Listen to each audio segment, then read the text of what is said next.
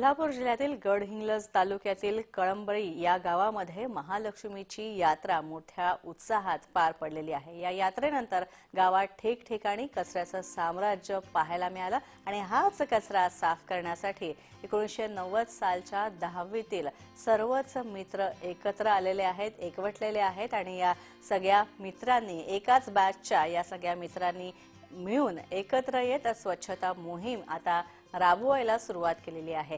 संपूर्ण गावभर ही स्वच्छता मोहीम या मित्रांतर्फे राबवली जाते। अनेक जण हे 10वी बॅचचा गेट टुगेदर करताना पाहायला मिळतात। मात्र स्वच्छता मोहीम राबवत अनोखा गेट टुगेदर करंबळी या गावातील या सगळ्या ग्रामस्थांनी केलेला आहे, तरुणांनी केलेला आहे आणि एक आदर्शच सगळ्यांसमोर निर्माण केला आहे।